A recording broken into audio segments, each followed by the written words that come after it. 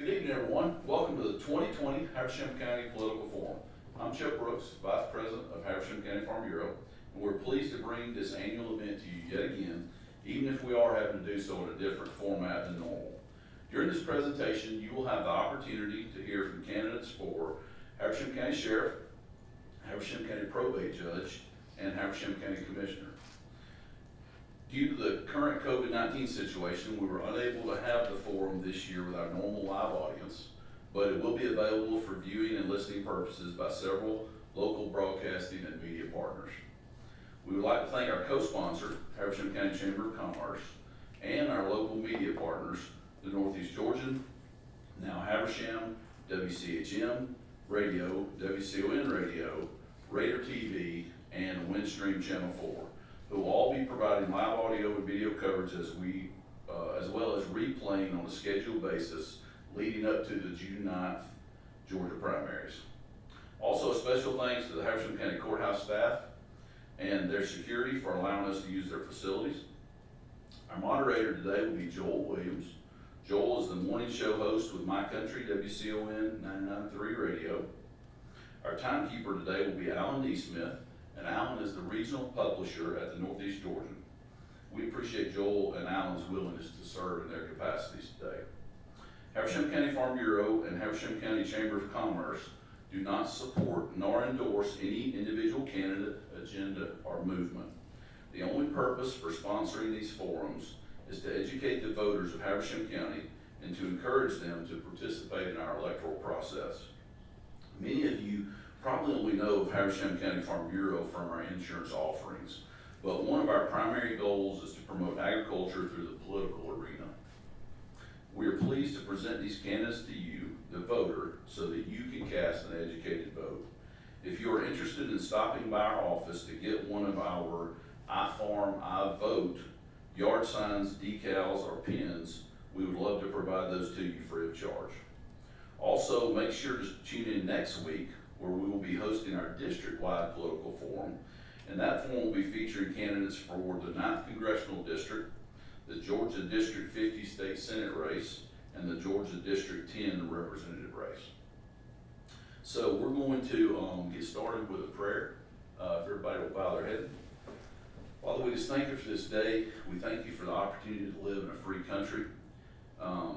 There's so many places in the world that don't have this privilege, and we're thankful to live in a free country where we have the opportunity to elect the people that represent us in our government.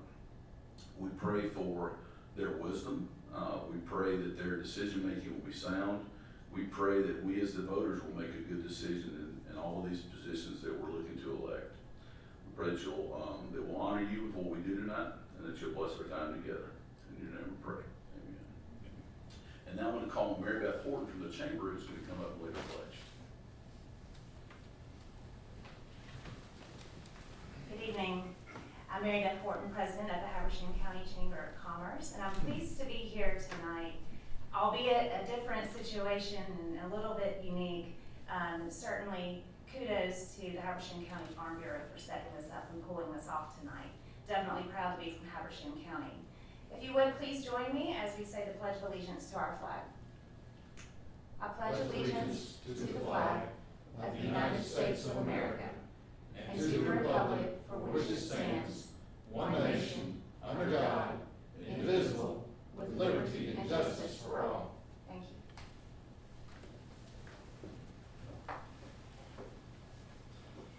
Good evening, everyone. Welcome in. Thank you, Mary Beth. Thank you, Chip. And we are ready to get started. And we will begin with our sheriff's race here in Habersham County. I'll ask the two candidates to take their positions. And thank you again for watching and for listening tonight. It will be a 60-second opening comments, and then that'll be followed at the end by 30-minute closing comments. So we'll ask both as they come up. We'll introduce them and then get ready with the opening comments. Sam Jones is the challenger. Joey Terrell is the incumbent. See Mr. Terrell coming up now. There's Mr. Jones. And so Sam, as you get situated there, you have the opening comments here. Joey will close at the end, and you have 60 seconds for opening comments. Thank you. Hello, everyone. My name is Sam Jones. I'm a lifelong resident of Habersham County. I am the son of Haynes and Joyce Jones of Turnerville. I'm a veteran of the United States Marine Corps. It has been my honor and privilege to be a servant to our nation, to our state, and to our county. I have 28 years of experience in law enforcement. I started my law enforcement career in the Marine Corps as a military policeman. I did 8 years, 4 years active duty, 4 and a half years reserve. Went on to the state of Georgia Department of Corrections, where I worked for almost 3 years, and I came to the sheriff's office in 1999, where I worked over 20 years, holding numerous supervisory positions and working my way through the ranks. Please vote for me on June the 9th. Thank you. Thank you, Sam, for that. Joy Carroll, incumbent sheriff, and that's 60 seconds for your opening comments, please. Good afternoon.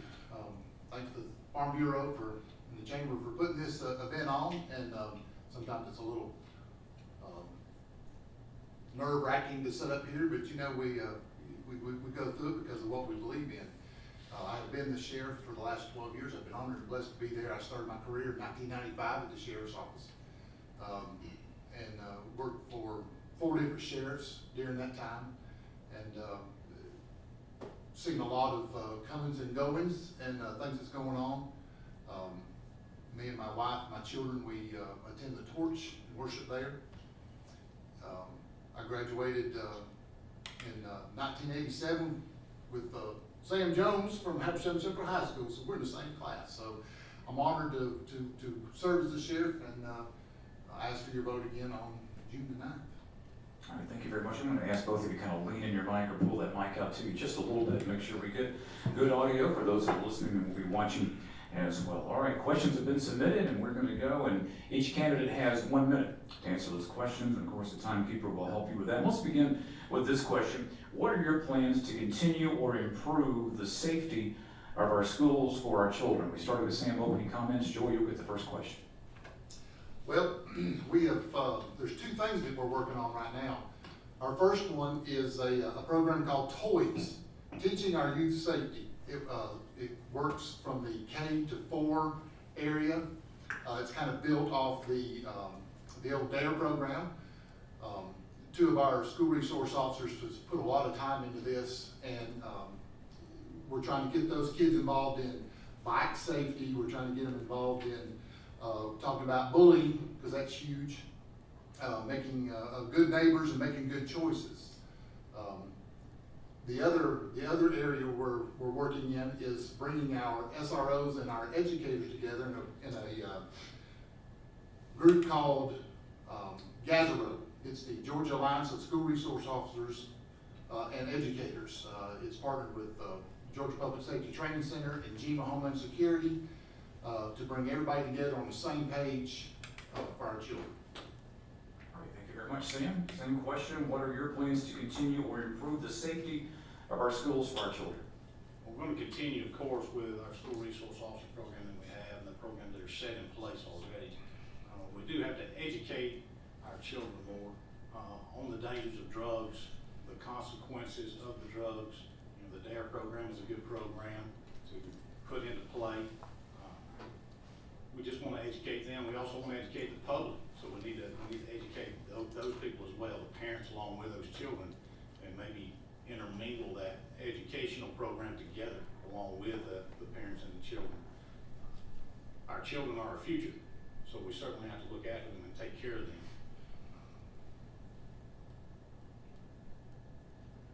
All right, anything else? No. All right, very good. Last time we had a forum, the jail referendum was coming up, and that has since failed. So question for you now, what would you like to see done to solve the problem we have with the jail? Mr. Jones, we'll start with you. We need to evaluate our jail fully. I would like to bring in an unbiased agency or organization such as the National Institute of Corrections, the Georgia Sheriff's Association, to evaluate the jail and give an honest, unbiased opinion on what needs to be done. If we do have to build a new jail, we have to be wise and good stewards with the monies of our community, of our taxpayers. I'm a taxpayer, I want my money spent wisely. We just have to do a complete evaluation of it and ensure that we're going in the right direction. to make it better. We don't want to create a problem for the future for our children, where we've made mistakes to make it a better place for the community as a whole, and spend the money wisely. Sheriff Terrell? We have brought in the Georgia Sheriff Association, we brought in the leaders in the industry through our contacts with Steel Cell. We got that done at no charge to the county. And we did a complete evaluation of the jail and looked at all the facets of the jail. You know, it's always been an issue in the things that's going on with our jail. And, you know, sometimes it just seems like it's a hole we throw money in. But, you know, we have people that we have to keep housed in the jail. And, you know, we have to keep them safe. And, you know, the problem's not going away. When you look at society and the things what's going on with our society, you know, drugs is a huge epidemic. And most of the folks in our jail are there because of drugs. If we can improve our jail and have classrooms in different areas, we can offer rehab and groups to come in to help to break that cycle of folks running through the jail. All right, very good. Well, you mentioned drugs, so let's go to the question about that. What more can be done to control substance abuse and trafficking in Habersham County? And we'll start with you. Well, you know, the only way to control that is to do away with the Constitution. Because folks have free will, and they have that desire to do drugs. Law enforcement stands the gap between those law-abiding folks and those folks who they're going to do drugs, they're going to steal, and they're going to do all the things that they do. We have 2 agents right now assigned to the Appalachian Drug Task Force, and the work that they have done, they received an award through the GBI for casework that they have done in making cases and arresting folks. We've arrested folks on RICO. We've been into the Aryan Nation arena in that game and arrested folks. And you know, it's a huge problem, supply and demand. Atlanta is #1 in the nation for drugs, and it funnels right through our area. Mr. Jones, same question. What more can be done to control substance abuse and trafficking in Habersham County?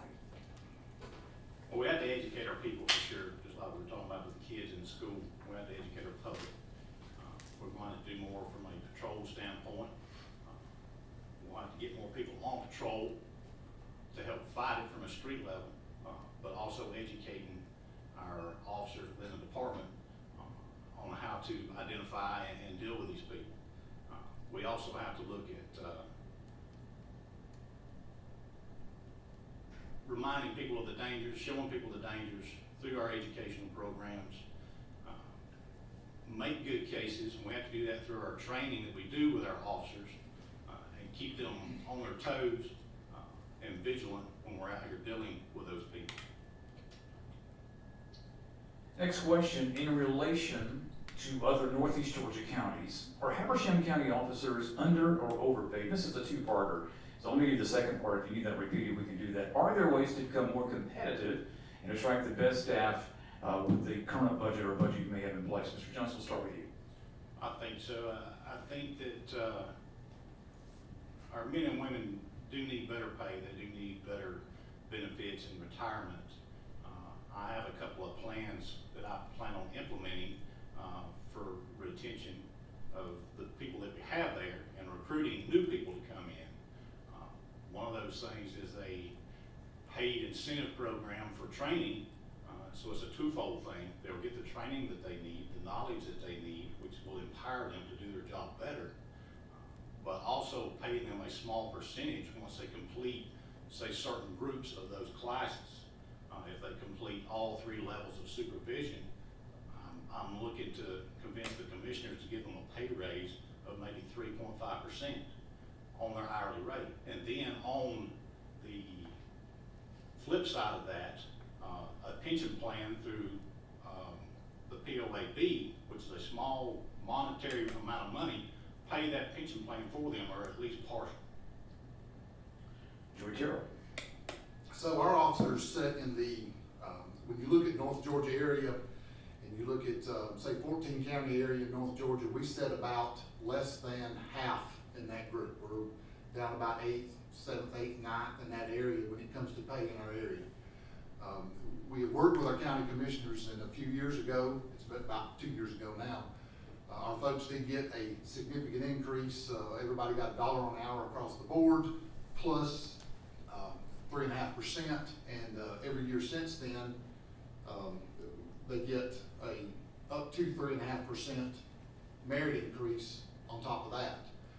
That's still, salaries is always gonna be a big deal, because folks will move from one place to another for 50 cents. So we work with our county commissioners to try and get that, but more money means more tax dollars to do that. All right, let's continue here. Next question, and this is about the stories that we hear about ex-cons, we'll use that term, committing crimes after being released from jail.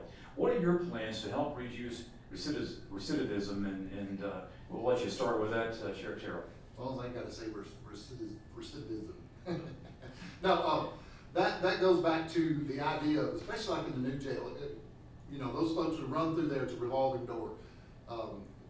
Those folks that get out and they commit more crimes, if we can bring folks in and get their GED is one thing. That's one thing that we've tried to do through the years and get folks in, but we can't get teachers in to teach without a classroom in our facility. And if folks have an education is king.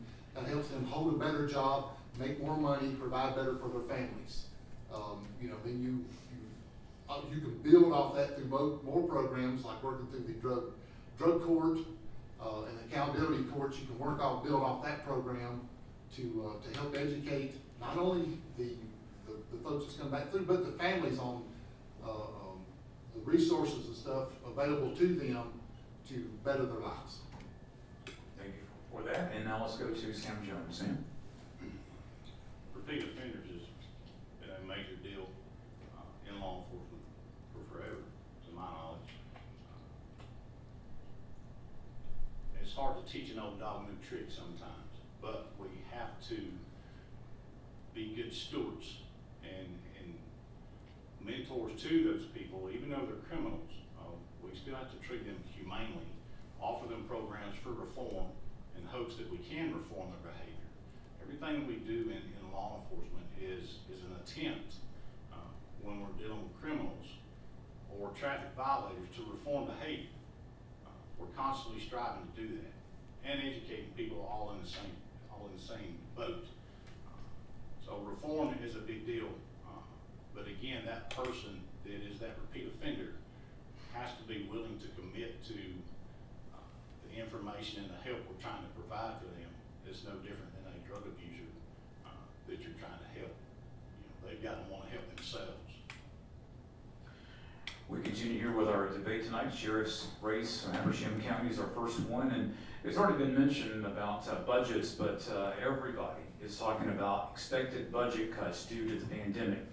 So how would you stretch the Habersham County taxpayers' dollars and still deter crime? That's a really important question. A lot of people thinking about that. Sam Jones, we'll start with you this go around.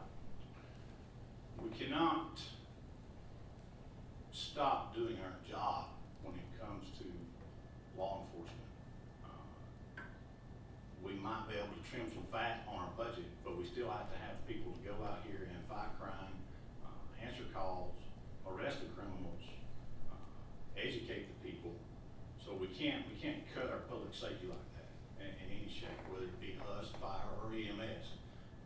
We're all essential part of the inner workings of our government. It's the foundation within our county, our municipalities, our state, or our nation. Just trimming the fat, looking at the budget to see what you really need and show that need and not lie for wants and just be good stewards with money, with our citizens' money, with the taxpayers' money. In my opinion, is the only way we can do it. But we can't stop doing what we're doing. We have to continue.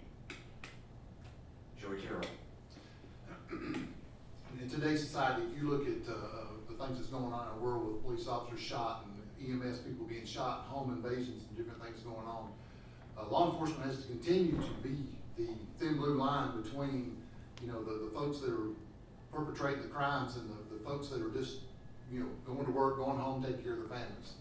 The first thing starts with our commissioners, and, the money comes from them, and we work diligently with our commissioners on our budget, and, it's not a fat budget, there's no fat in this budget, but we work within it, and, this year we're running about 1% over, we're not, 1% under budget, we're not over budget, on the sheriff's side.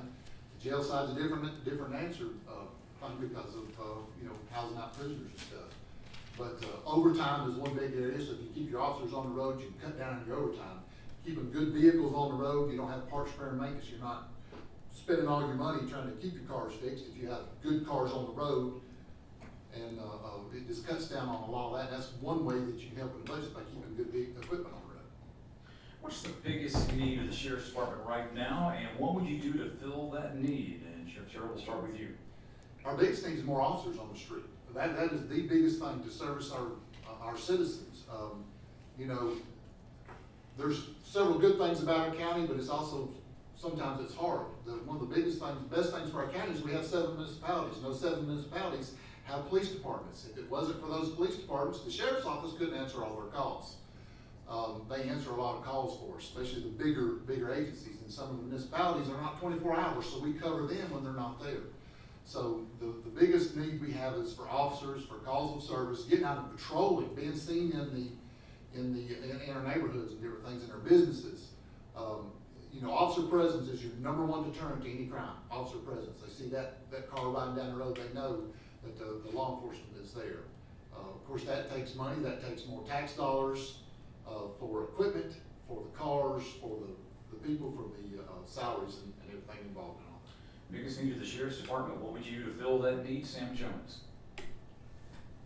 Definitely more patrol deputies on the road is what we need.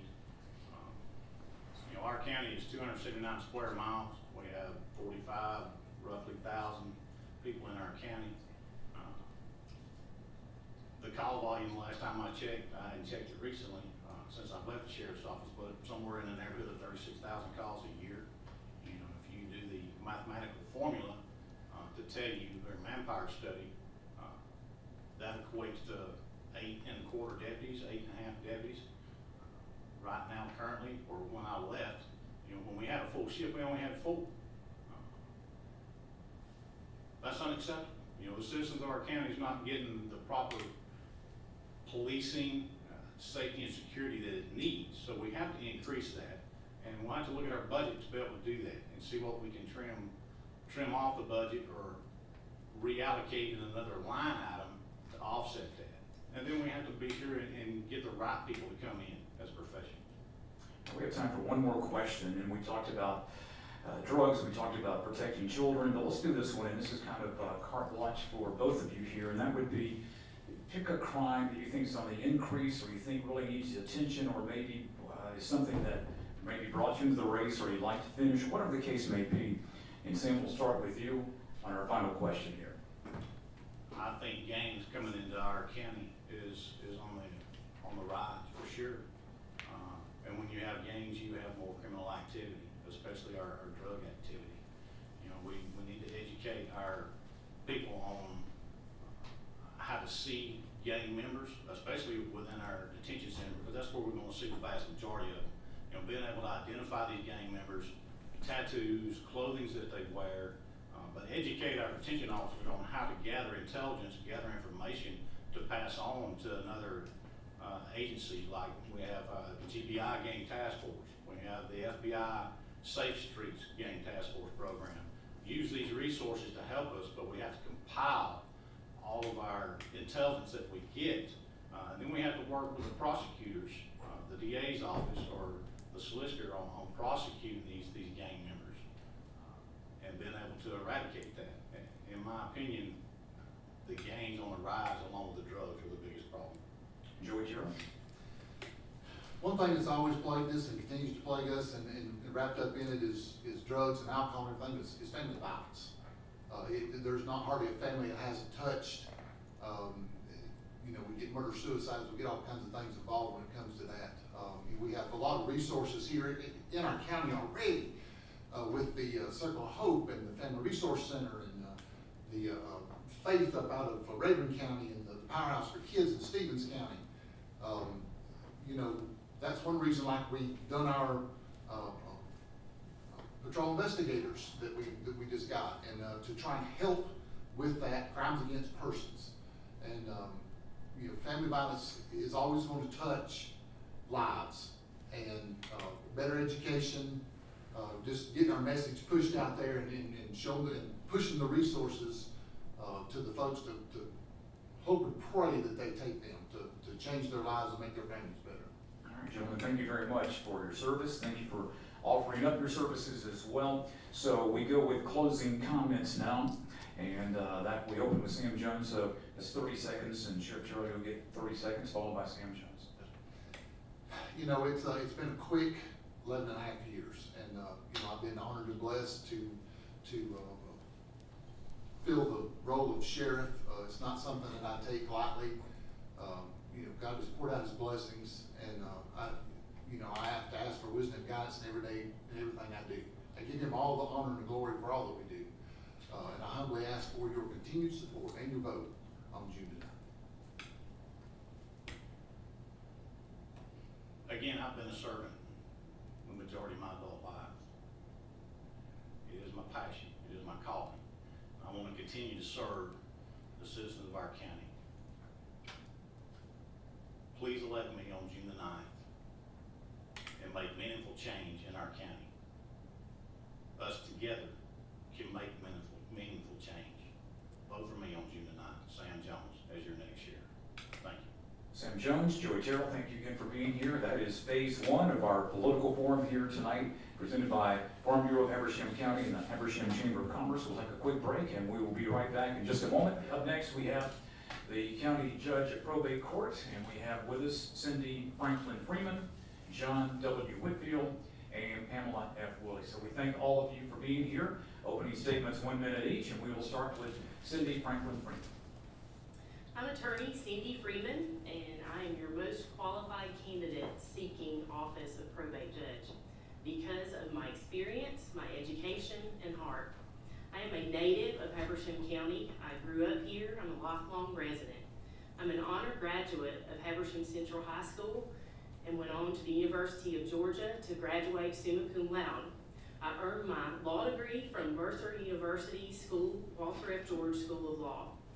Over the last 24 years, I have actively practiced law here in the Northeast Georgia area, representing people just like you. I have represented folks in all levels of state court and local court, representing clients for both civil and criminal matters. With most of my recent years of experience focused on probate matters and pre-planning, specialized pre-planning. I'm running for office because I have a heart to serve. So many people have come to me hurting, confused, and seeking help. I care about the integrity and reputation of the court. I am the perfect person. My skill set and experience speak volumes and match perfectly with this office and the duties. John Whitfield. My name is John Whitfield. I am, of course, a candidate for probate judge. I am a lifelong resident and native of Habersham County, and have worked in the business community here for 27 years, and what many of you have come to know as my family's businesses. Many of you that don't know me should know that I have managed to cultivate and maintain a reputation of integrity, honesty, a strong work ethic that went along with building my business. I feel like as my life has changed and I move into a new phase, I feel like probate court is the perfect opportunity for me to continue to serve people, help people in situations with important things that they need to get done. I've thought about this for a long time, and I feel that this is the time for me to step forward and take a role in our local government. Final opening comment from Pamela Woolley. My name is Pam Woolley, and I'm the incumbent seeking re-election for probate judge. I have lived in Habersham County all my life, never lived anywhere else. I have worked for Habersham County since March the 2nd of 1987, which is 33 years. 21 of those 33 years have been in probate court. I've been blessed to be the probate judge since 2011. Probate court carries the whole aspect of one's life. We do birth certificates, we get issue marriage licenses, we do gun permits, and then of course at the end of life we do the death certificates and estates. You do have to have a caring heart, and you have to love the people that you're helping, trying to help, in their hard times. I love being the probate judge. I love the job I do. I love helping the citizens, and I just ask that you continue to let me allow to serve in that capacity. All right, thank you for opening statements, and we have 1 minute per question, and we'll try to keep up a rotation here with 3. We're going to start with Mr. Whitfield. Let's go around. First question, and this is for everyone. With the probate court being the vital records custodian for Habersham County, what would your plan be as probate judge to preserve and protect the historical and current records that are filed? So I'm going to start with you. I believe that the history that makes us as a county and as a community is vital to who we are, and certainly vital to a lot of the processes that go on in probate court. And I would do everything to maintain that as it is, to make those available to people, and keep the court in an orderly and well-functioning fashion. And Woolley.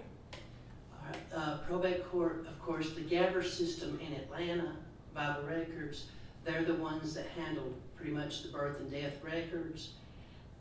Years ago, the probate court had paper copies of every birth and death. Gabbers has now got it operating where everything we issue is off the computer. We will no longer, if you come in to get a birth certificate, we don't go look it up and go pull it and make a certified copy. It's got to be on the Gabber system in order for us to issue a certified copy. It happens a good bit of the time where the birth or death record, it comes up to where you can't get a copy of it. So we have to call Atlanta Vital Records and have them to unflag it. For whatever reason, it's not available. I don't know. But I mean, the records are still maintained that way. All right, Cindy Franklin, same question, please. Well, preserving the history of our documents is super important. Having practiced for a number of years and doing a lot of real estate work, turning to deed records that are very old and handwritten indexes within the probate court is always interesting to do research and see the history of a family or of a piece of land. All of these things make up our county. So preserving those things is so important. As an attorney, I like to have a paper document in front of me. So the new technology age of everything going digital is somewhat hard to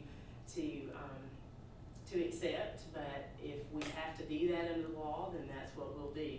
If there's the opportunity to preserve our documents in paper form in addition to digital, I would always do that.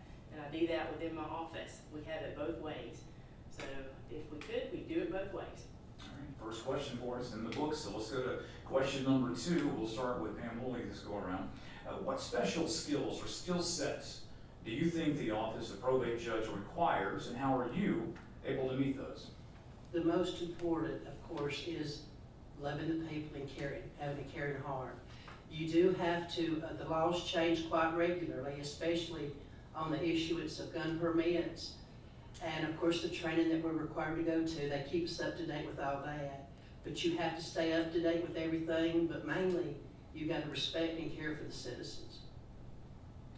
And this time we go back to Cindy, the rotation, skill sets. Well, the Office of Probate Court, a lot of the duties in the office are administrative and supervisory in nature over things like birth certificates, death certificates, concealed carry license. There's a particular procedure, there's forms to be used. The staff has to be trained, and I believe in cross-training for that. So that's one hat that the judge wears, but then there's also the more, what we think of when we think of a judge. There are contested issues, there are very difficult issues to decide sometimes with families involving things like guardianships and conservatorships. There are contested estate matters, And in those cases, a knowledge of the law, the ability to research the law, to know the case law, know the statutes, follow those, to apply them, to use judicial discretion to that particular case with that particular family and that particular set of circumstances.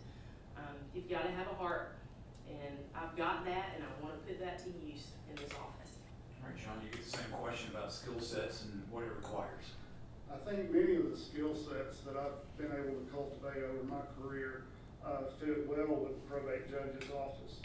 The ability to deal with people in very difficult situations, stressful situations, and help them understand the processes that they're going through.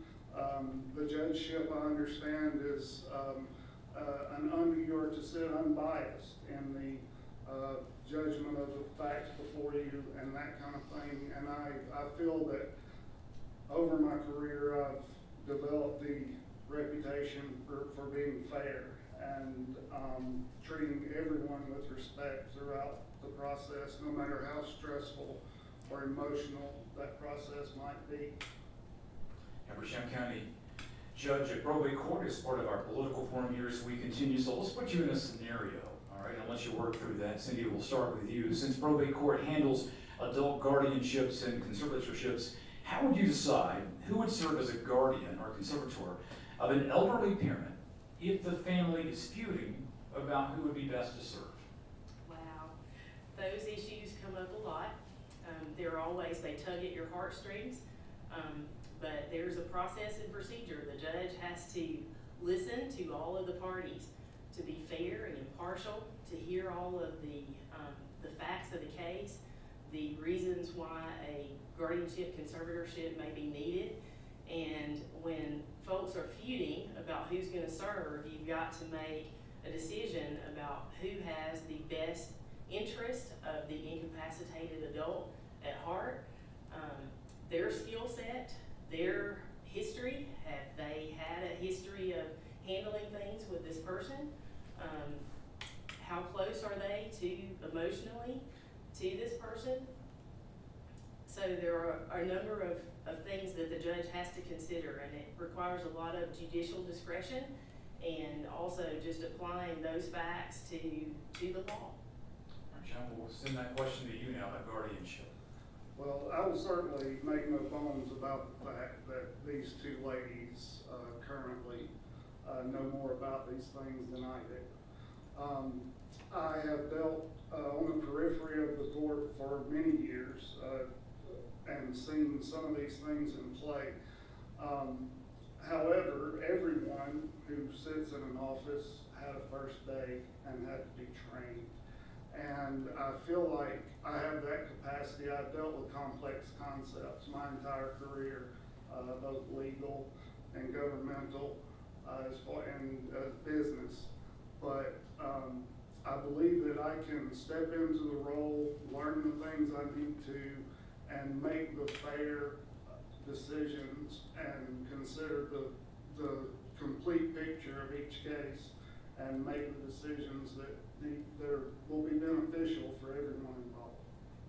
And Pam, you're next. Okay, after the first process, of course, when a guardianship, conservatorship is filed, is having the person evaluated by a doctor. And then what the doctor says has a lot of bearing on the actual hearing when you go to hear it. But at the hearing, you have all interested parties present, and you do need to hear from everybody present, their feelings on it, when they can't agree on who's to be named. You have to look at everything, and your job as a probate judge is to see what's best for the ward. Financially, with their property, guardianship-wise, making sure they've got food, clothes, shelter. You want to do what's best for them. It's the court's job to look after the ward. And of course, sometimes a wrong choice is made, and of course, you're going to have to remove that person and appoint someone else. We're going to kind of stay on that theme here with the next question. John, we'll start with you. What process would you have, or would you put in place for appointment of a court-appointed attorney or attorneys and guardianship ad items needed in your court proceedings concerning cases such as adult guardianship? Well, again, these are concepts that I have yet to learn and be trained on fully. Again, these ladies can speak better to the technicalities of those things than I can. All I can assure the people is that I am fully willing to learn and do whatever it takes and work hard to be their probate judge and to run a efficient court and a fair court.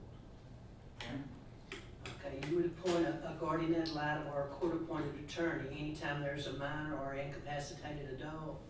And we have a list of attorneys, and there's several qualified attorneys in the county that we use. You know, we alternate to look after the minor or the ward's best interest. Some cases, and we do have some cases where I can even think of defects is pretty much filed for a guardianship on an older person, and there's no family. In that case, we usually appoint David Wall as the clerk of Superior Court, and he will manage everything from his perspective there. Cindy? As far as appointment of court-appointed guardian ad litems and court-appointed attorneys, I would make sure that there is an up-to-date list of the local attorneys who have agreed and are willing and able to represent the alleged incapacitated adults and minors. Make sure that that list is up to date. Sometimes folks develop a specialized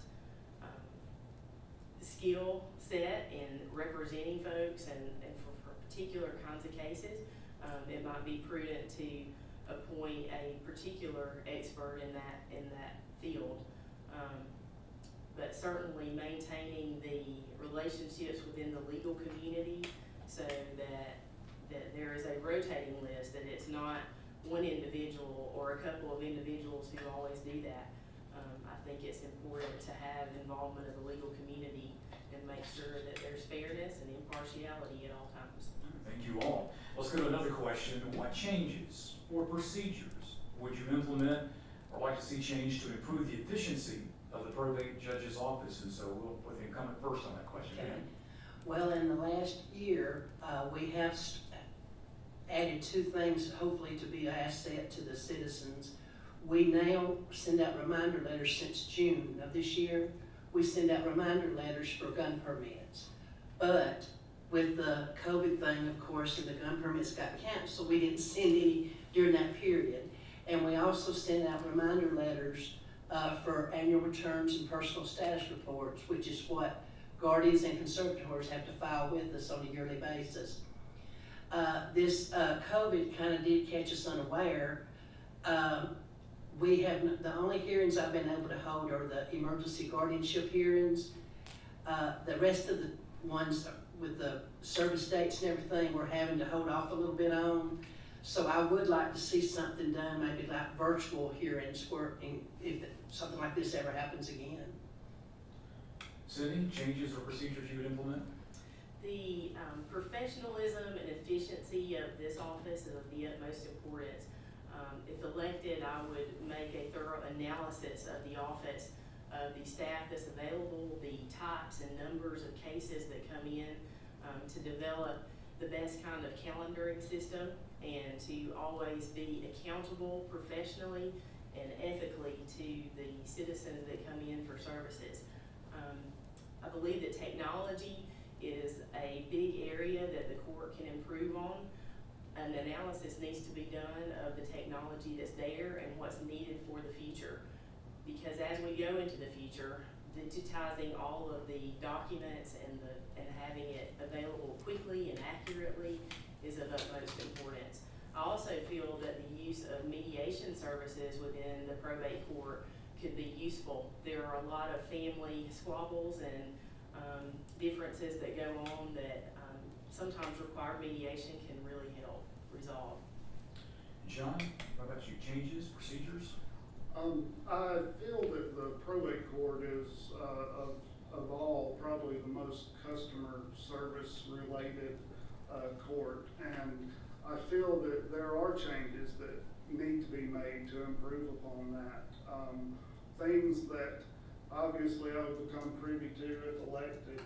And customer service has always been a huge part of what I built my career on, very successfully, I might add. Going the extra mile to help people solve the things that they need done in order to move forward with things in their lives, important things in their lives. Moving right along here, final question for each of you before closing comments. Cindy, we'll start with you. Since administrating an oath of office or the administration of oaths is a duty of the probate office, what does an oath mean to you and how would you decide when to administer an oath? Well, there are a lot of oaths given in probate court. Certainly the judge has the authority to issue oaths. They're given pretty much daily with regard to guardians, conservators, to executors, administrators. An oath means that someone under oath is vowing that they are going to act efficiently and by the law and ethically and honestly, that they're going to fulfill the duties that they've been charged with by the court, if it's in probate court. If the judge is asked to issue other oaths within the community, which we've seen some of that happen recently in Demarest, the probate judge certainly has authority to issue oaths, but at all times it's imperative that the judge make sure that it is timely and that due process has been observed and that it's actually time for someone to take that oath, because they are super important and mean a lot. John, on oaths. I believe also, along with Ms. Freeman, that the judge should investigate, make sure due process has been followed, that the oath they're giving is lawful.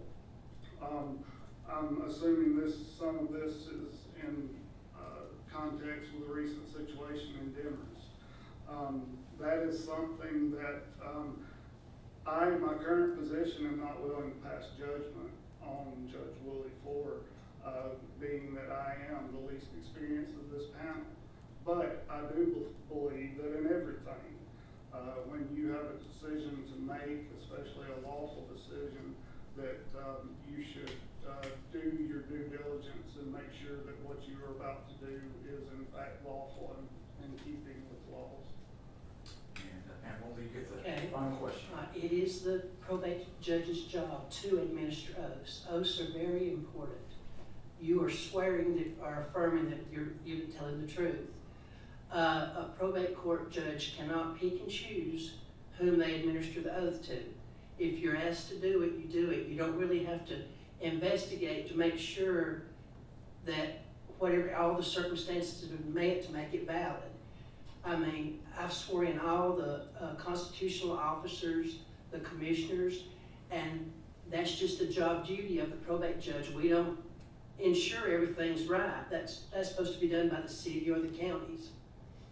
All right, time now for closing statements. You each get 30 seconds, so we start in one order. We'll go back reverse to finish that. So, Pam Woolley, you get closing comments, followed by John and Cindy. Well, like I said, my name is Pam Woolley, and I have served the citizens of Habersham County all my life. It's something I love to do.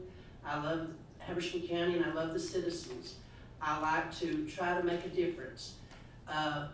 It's been a privilege to be your judge since 2011, and I hope and pray that you see fit to let me carry on. John?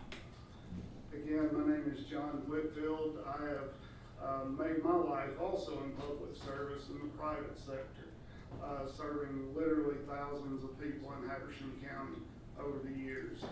I feel that I can bring something to this court that's needed right now in efficiency and, again, attention to the needs of those using the court. And I would appreciate your consideration in voting June 9th.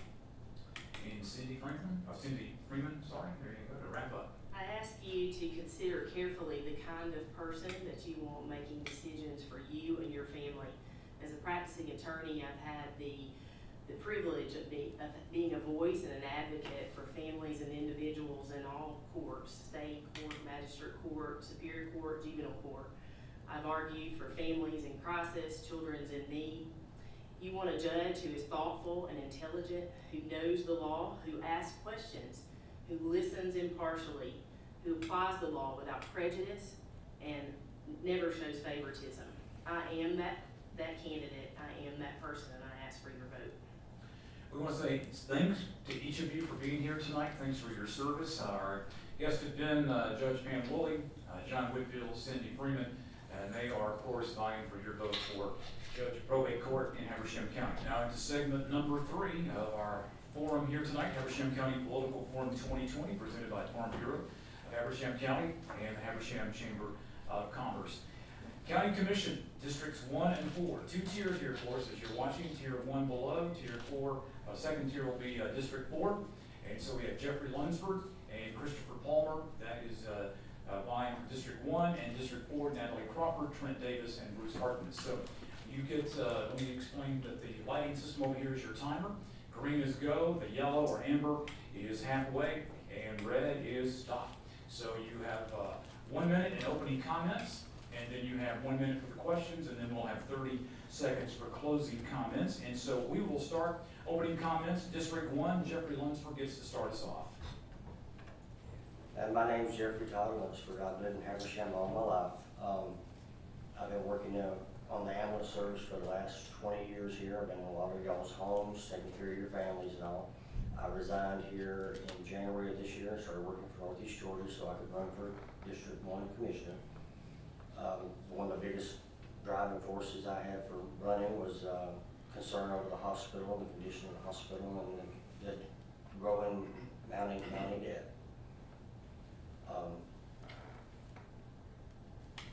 Bruce here, my opponent, we've known each other all these years. He has actually been my mentor and one of the ones that got me into public safety. So we're not really opponents, we're friends running for the same position. Thank you very much, appreciate that. And so we go to Christopher Palmer. My name is Christopher Palmer. I go by Bruce. I'm a lifelong resident of Habersham County. I've kind of toyed with the idea of running for commissioner for several years, and I have 3 grandchildren now, along with my 4 children, and I want Habersham County to be a place that they can live and my grandchildren can grow up and possibly raise their children here also, hopefully. There's several concerns that I have, everything from obviously the hospital debt is a major concern, also the jail, and a lot of our infrastructure, whether it's the public safety aspect, Sheriff's Department, Fire, EMS, the landfill is going to be an upcoming issue, and I think we need to be proactive instead of reactive. Sorry about that, Bruce. Thank you very much. Appreciate that. District 4, Natalie Crawford, opening comments. I'm Natalie Crawford. I'm your District 4 County Commissioner. I've been honored and blessed to serve you since January 2013. I want to say thank you to the Farm Bureau tonight for your diligent efforts to make this happen. I want to say thank you to our local media for streaming and to all of you who are watching.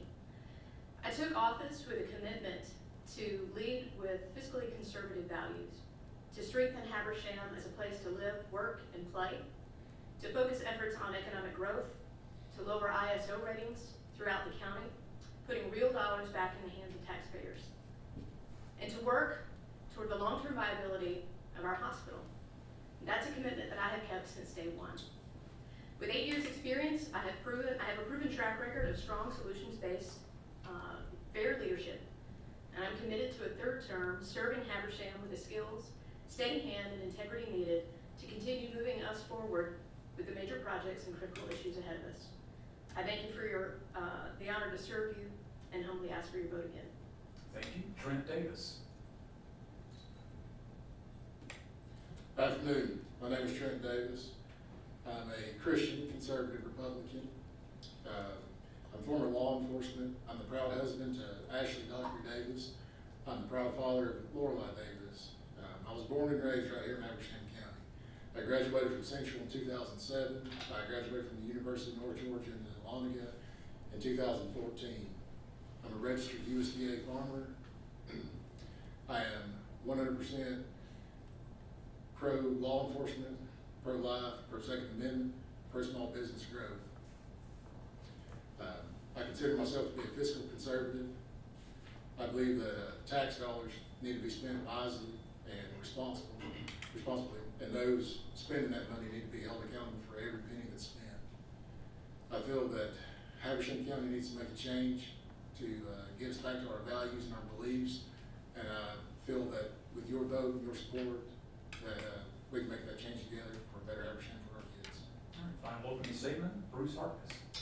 Thank you, Mitch, and thank you for everyone that's joining in. I'm also a lifelong resident of Habersham County. I want to thank Natalie Crawford for her 8 years of service to the county. People don't line up for these jobs. Thanks to Trent Davis for his work in the community. He's a deacon at his church, and I want to thank them for the good job that they ran in this election.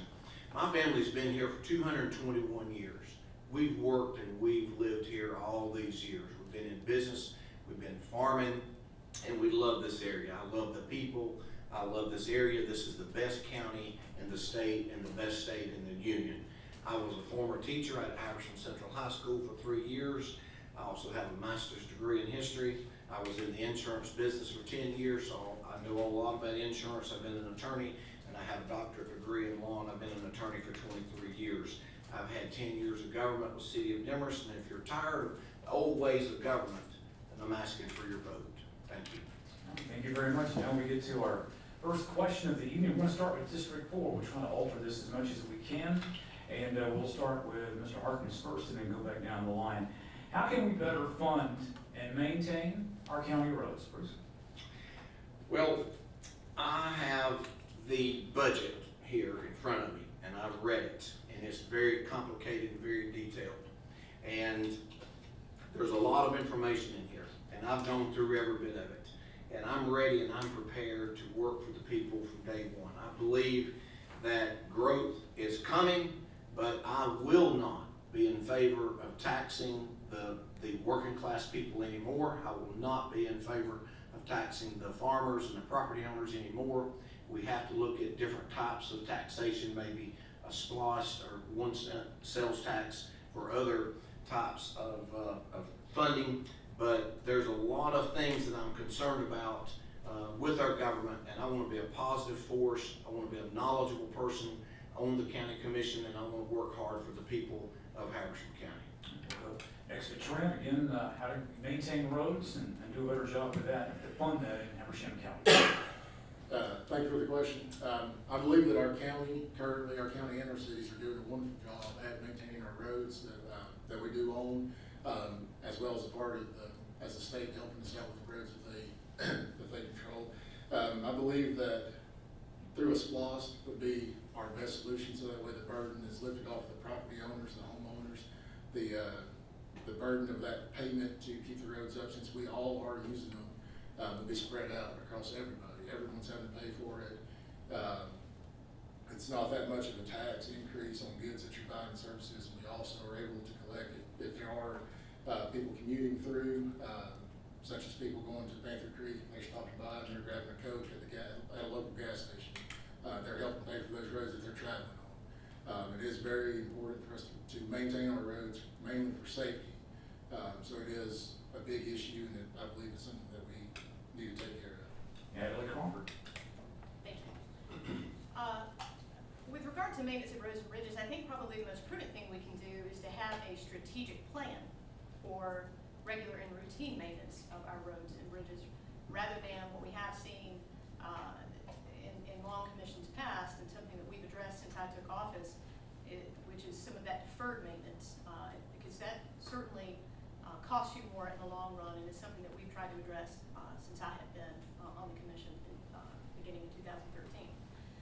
Another avenue for helping to fund the maintenance of our roads and bridges is through LMIG grants, which we receive annually, and we continually put out for LMIG grants and work to increase those to help us with the maintenance of our roads and bridges. With regard to other county revenue sources for funding roads and bridges, the one caution that I would express with regard to seeking a SPLOST or maybe an additional SPLOST like a transportation SPLOST, which failed here, is that SPLOST is not a guaranteed source of revenue, but maintaining roads and bridges is a mandate on county commissioners. These seats were formed, we were the commissioners of roads and revenue. So that is the one caution, I would say, a strategic plan is our most prudent course. Bruce Ballmer, we'll give you the same questions. How can we better fund and maintain our county roads?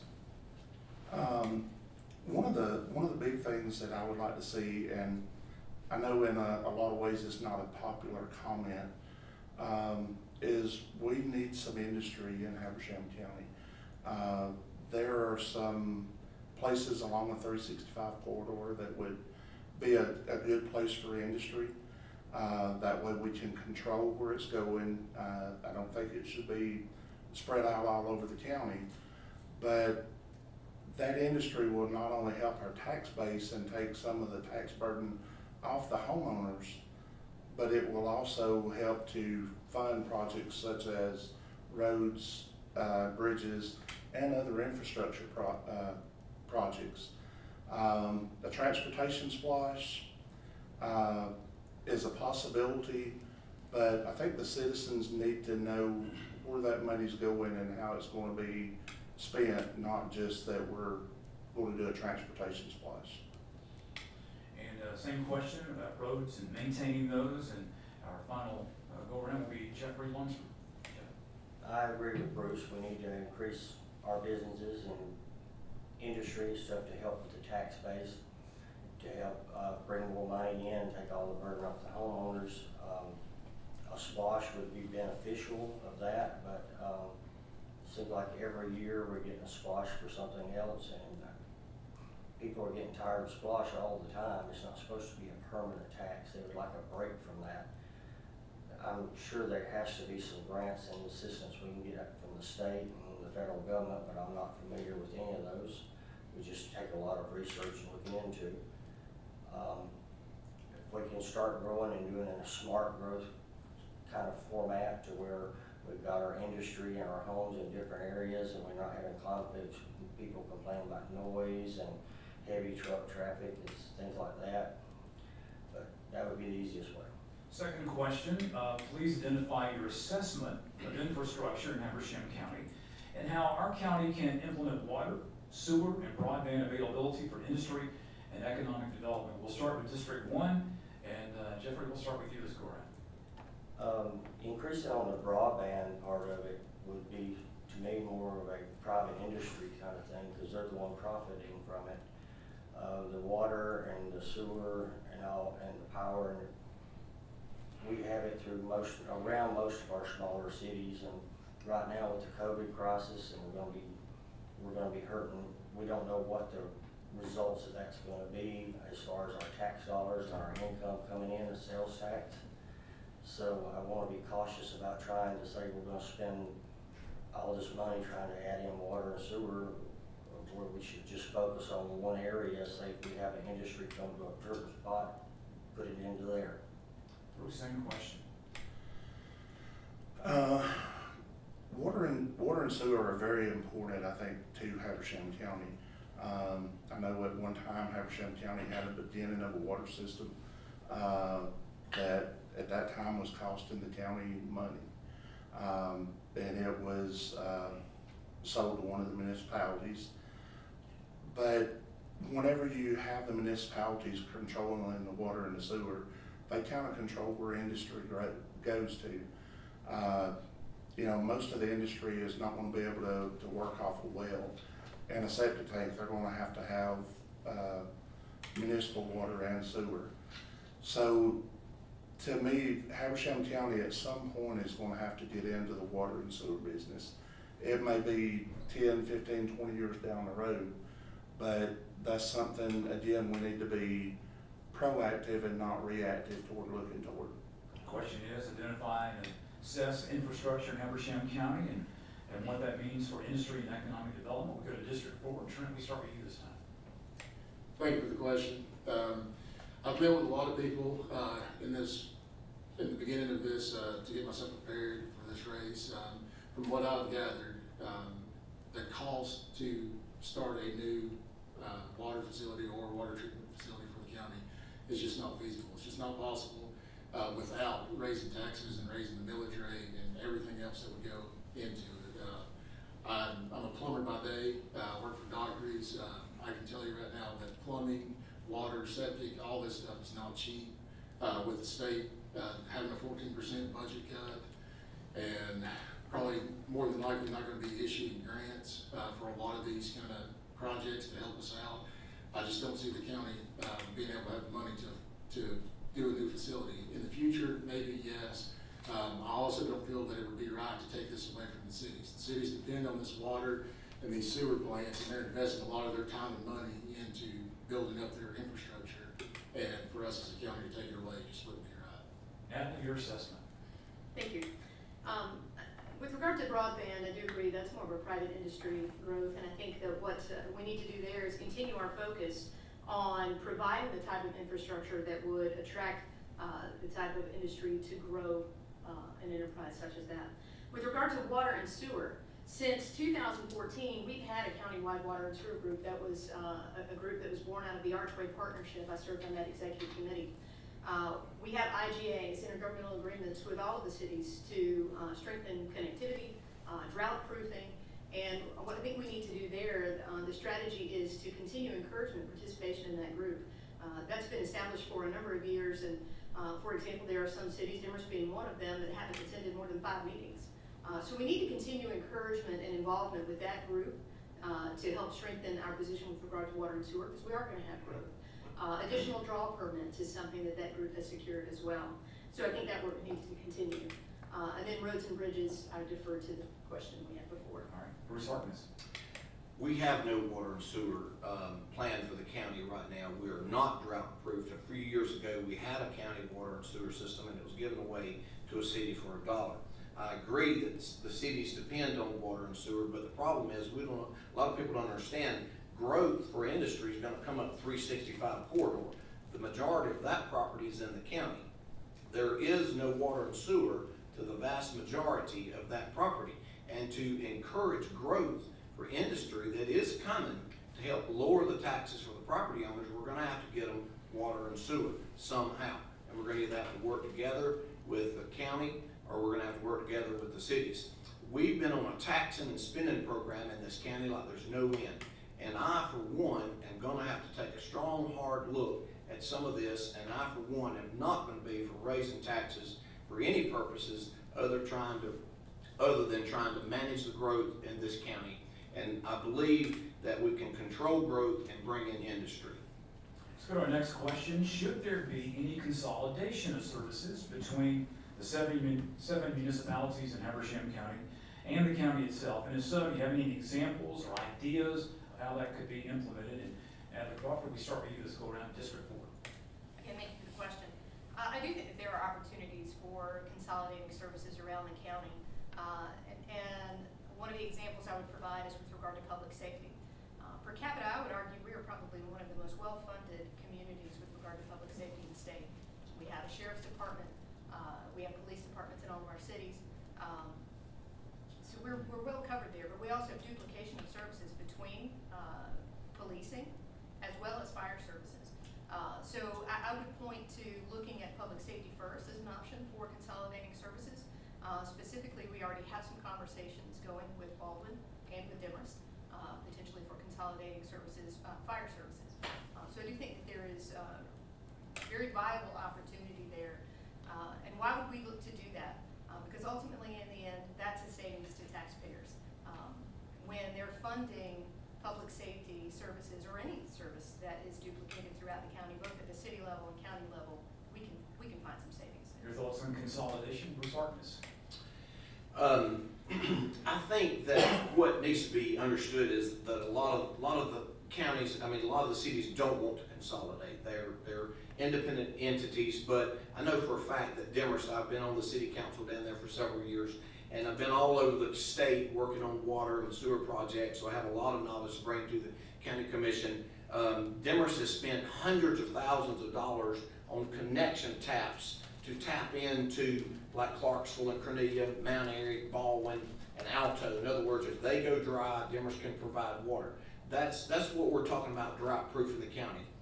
What we need though is a comprehensive plan to get all the county covered with water and sewer.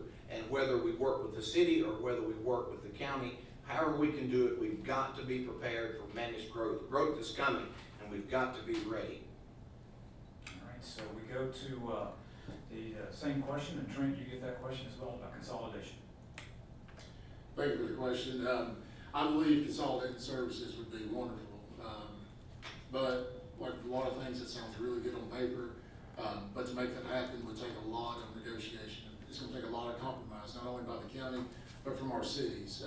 What that would do for us, it would, leave us with like one department head or one budget that we have to deal with.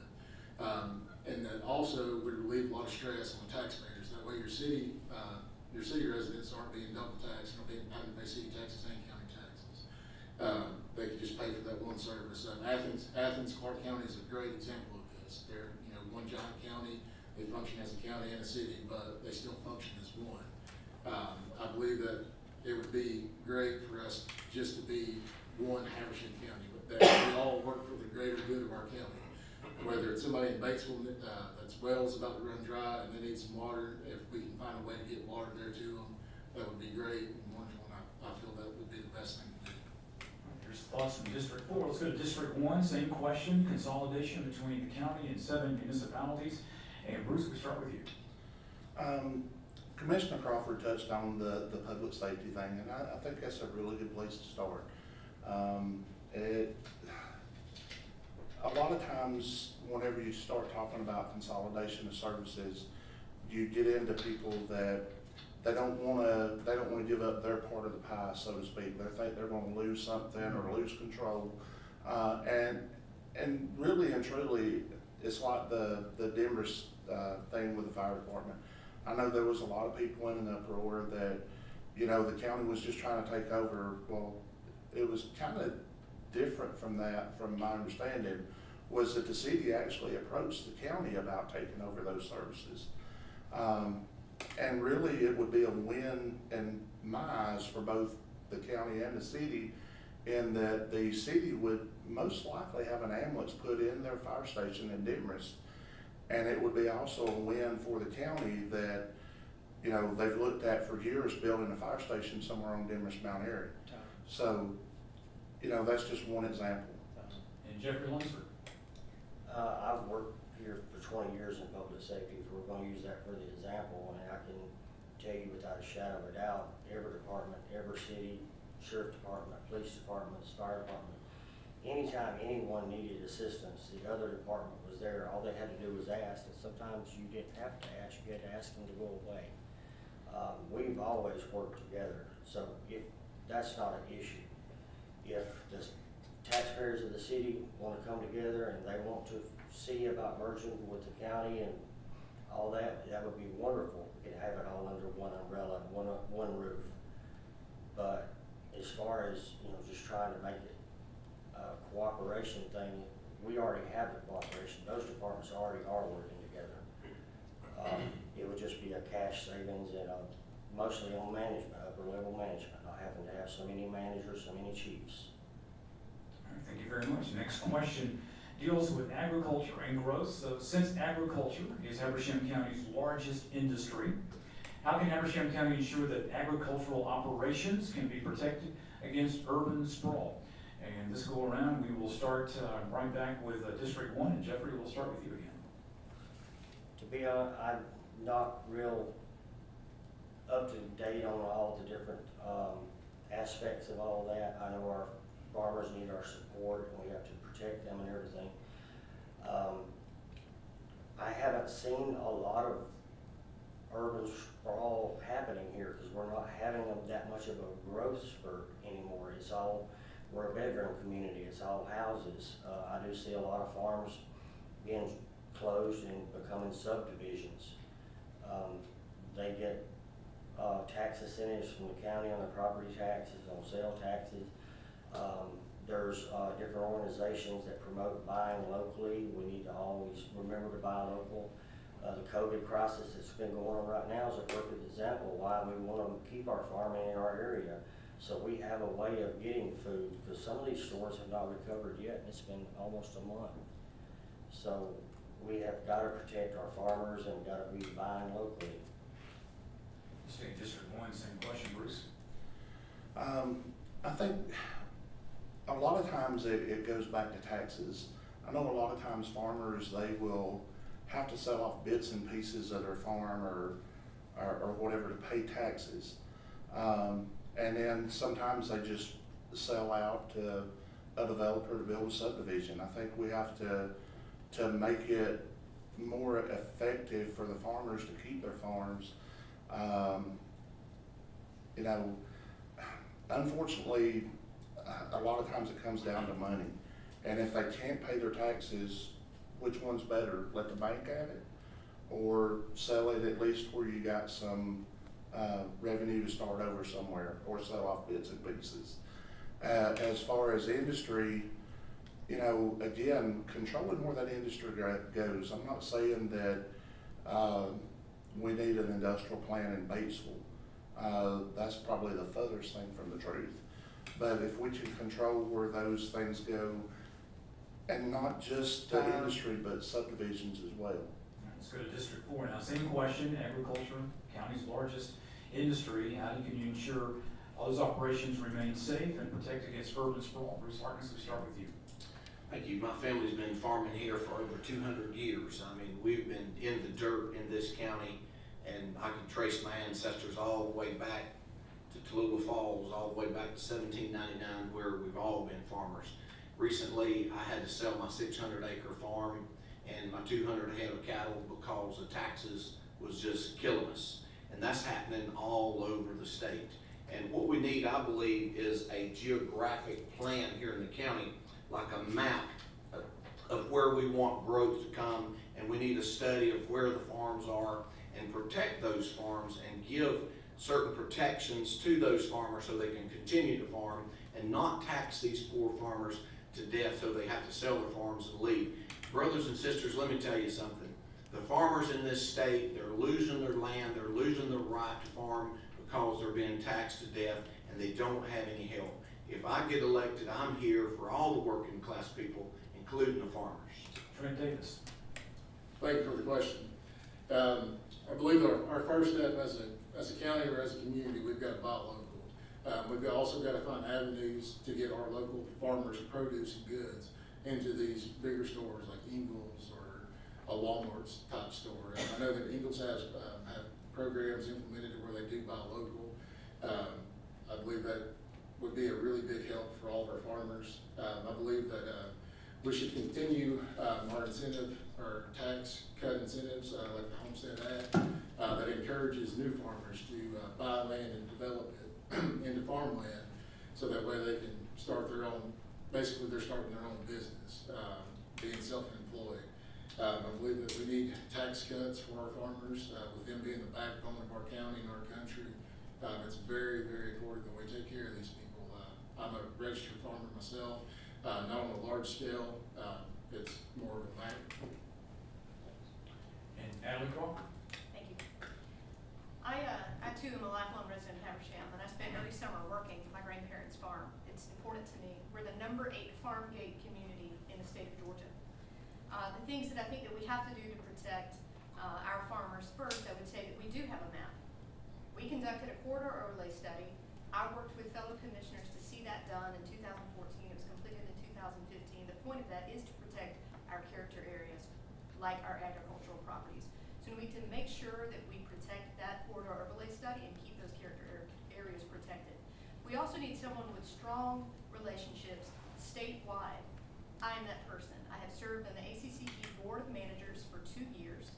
I have strong relationships statewide and at the Capitol for things like preserving the CUVA Conservation Act, where our farmers can put their agricultural property in conservation and see some tax exemptions. We have to protect those types of programs, and that's how we protect our farmers.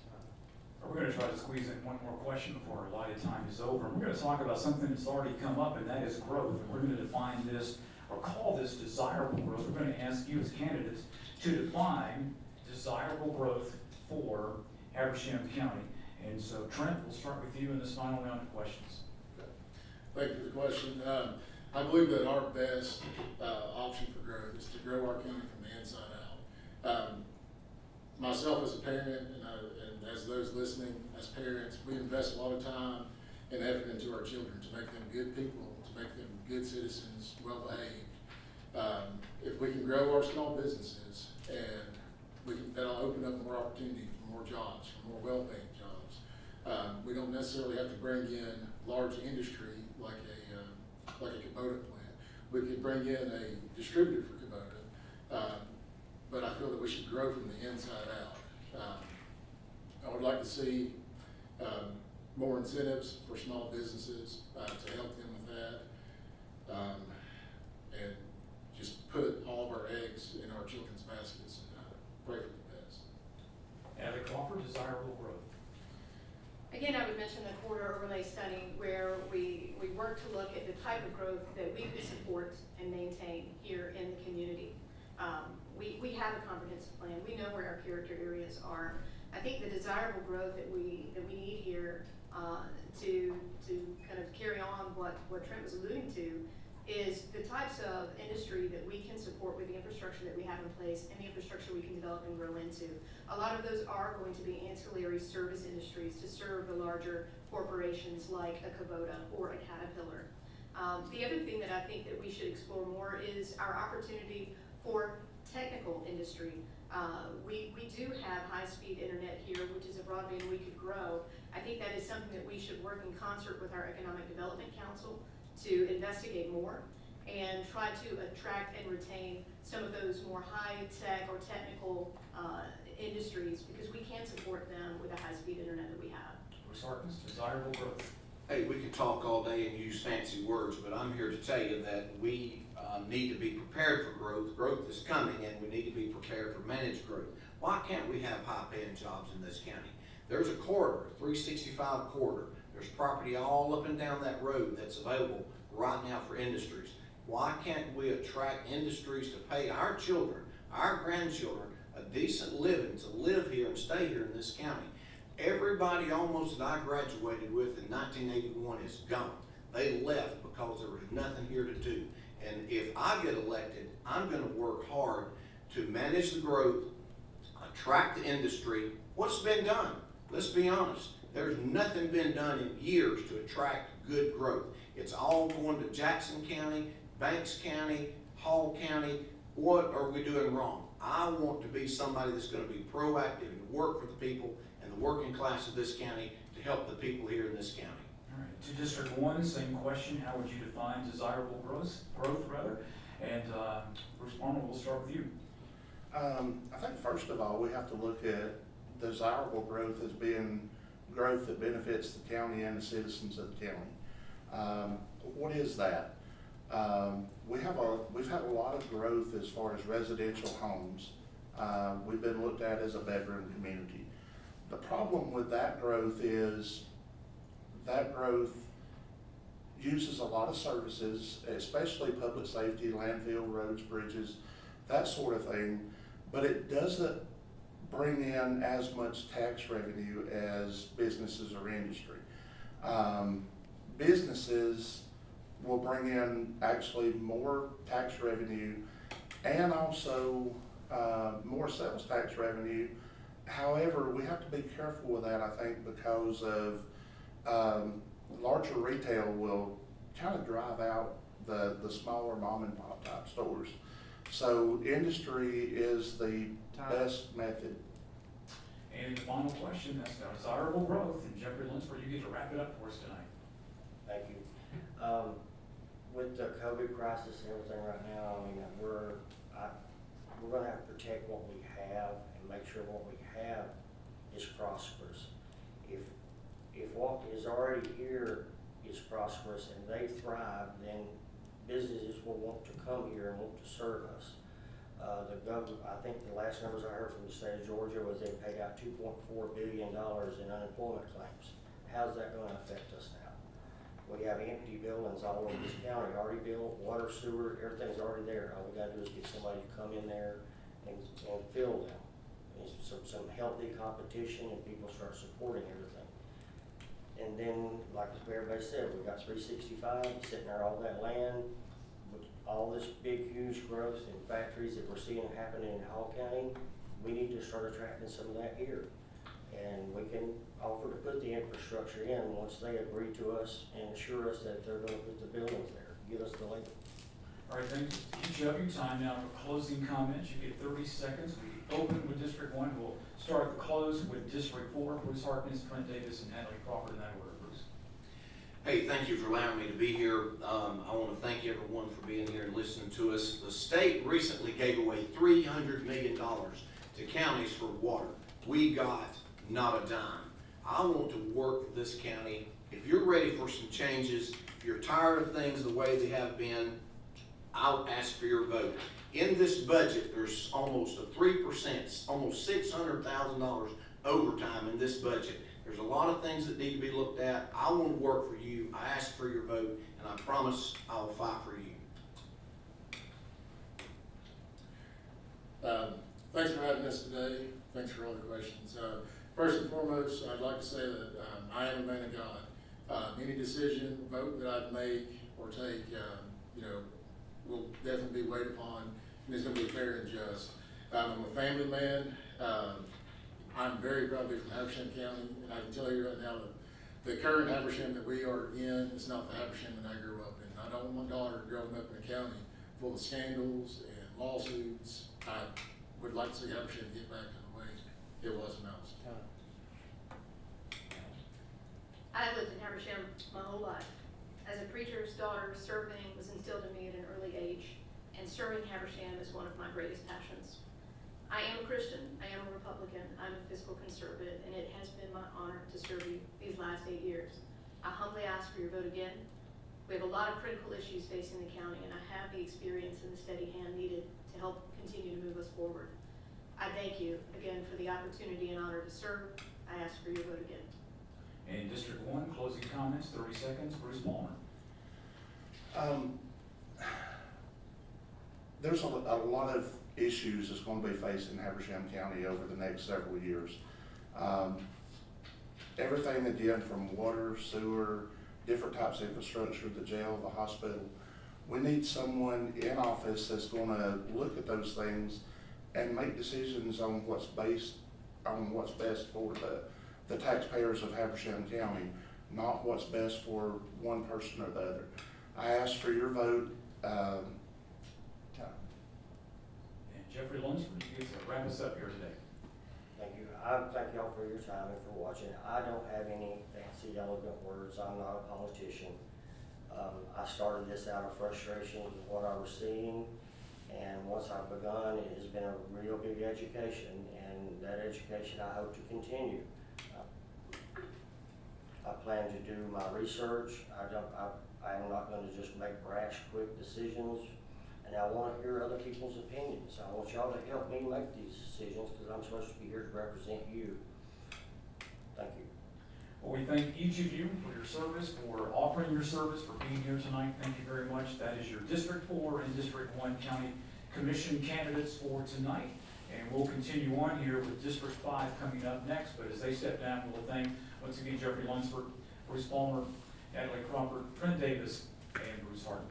Thank you. Thank you, gentlemen, for being here tonight. We go to District 5, County Commission District 5. And our candidates, Mike Adams, Locke Arnold, and Tim Staney, as they are lined up there for you.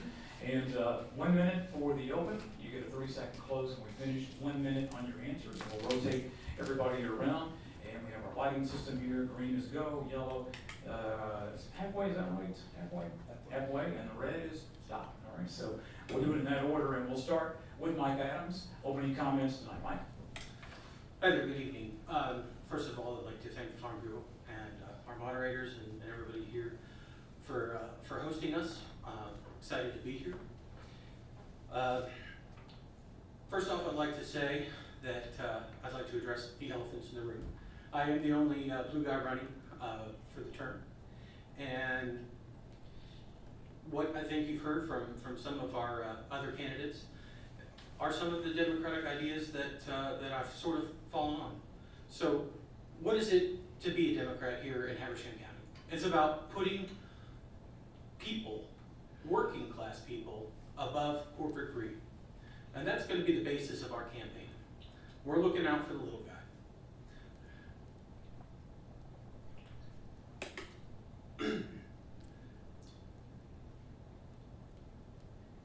I think that's all I have for my opening statement. Thank you. Mike, thank you very much. Lockhart?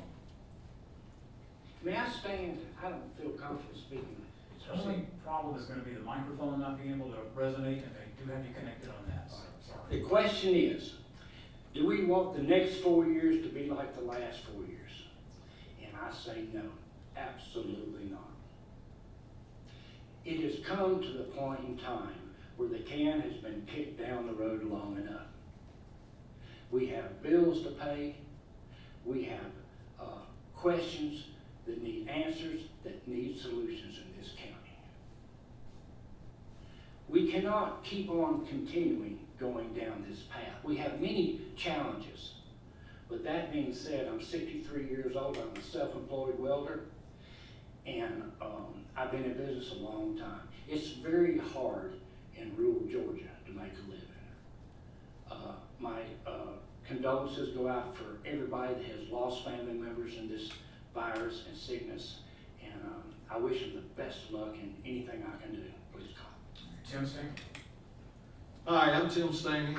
Thank you to Farm Bureau and our media and moderator. I appreciate y'all taking the time to come out here for us. I'm the incumbent, but I was only elected in December. I've been in office for 5 months. I made 4 classes for my certification as a county commissioner, and I did that in 3 months before the COVID hit. You can look at my voting record, you can look at the meetings and see how I am. I'm here to support the working class people of Habersham County as a native here. I'm about saving money on taxes, not raising taxes for the landowners, and I want to have a full 4 years to make a difference here in this county. My only thing is to support this county and the people. All right, opening comments, we're gonna go right to questions. Again, 1 minute on your answers. We're gonna start with SPLOST. That was brought up earlier. We didn't get to that question with Districts 4 and 1, but we will with District 5 here tonight. So in your opinion, what should be the next proposed SPLOST referendum projects for our county? And this time around, we'll start here with Lockhart. The splosh, some do and some don't. The splosh is a fair tax. Everybody pays the same. But there's people want the splosh to do a number of things. The splosh is money that comes in through the spending within this county system. Ladies and gentlemen, we need a jail. That is what I'm gonna concentrate on. We can build a 500-bed facility and pay for it in 15 years without any question, without coming to the taxpayers and asking them for a dime. We need to concentrate on certain things, and let's stop bringing 10 and 15, 20 different things that need to be done. We need to concentrate on one thing at a time, one major thing at a time, and tackle it and complete it. Before we move on, let me correct myself. Yellow is 15. I said 30 is 15. So I'm sorry. No, you're good. You're good. That was on me. Absolutely. Mike Adams, same question, and that's on what should the next SPLOST look like? What should those projects look like? Well, the SPLOST payment, the SPLOST plan is, like Mr. Arnold said, it is fair. And I think that the biggest problem that we have is from what we've heard from the other candidates, it's like the end all be all. Everybody wants to fund their projects with the SPLOST monies. And here's the real problem, is that there's not enough money to go all around. We need to also, like Mr. Arnold has said, focus on one project. But here's the real problem, is that we're facing several problems because we have kicked the can down the road. We need to deal with landfill issues, we need to deal with water issues. But the prison system is woefully, it's just a mess right now. And we have some real issues that need to be addressed there, and it needs to be taken care of very quickly. Let's go to roads, maintaining those roads. How can we better fund and maintain roads? And Tim Stingy, we'll start with you. Oh, I don't get the answer to the Oh, last I'm sorry, question. yeah, I didn't mean to leave you. I apologize. I'm sorry. I was ready to move on here. I apologize. All right, the SPLOST. Now, let's be honest, okay?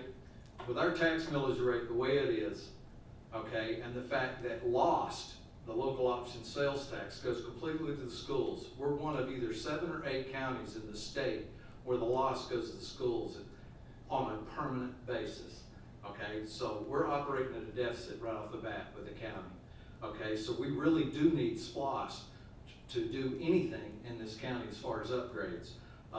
I think the SPLOST priority should be the jail, but I think it should be a conservative, well thought out addition to the jail, in the rear of the jail with jail cells, and then once that's done, we move the inmates into the new portion, then we take the old portion and remodel it to provide the support and classrooms and everything else we need instead of building the big jail that we looked at last fall.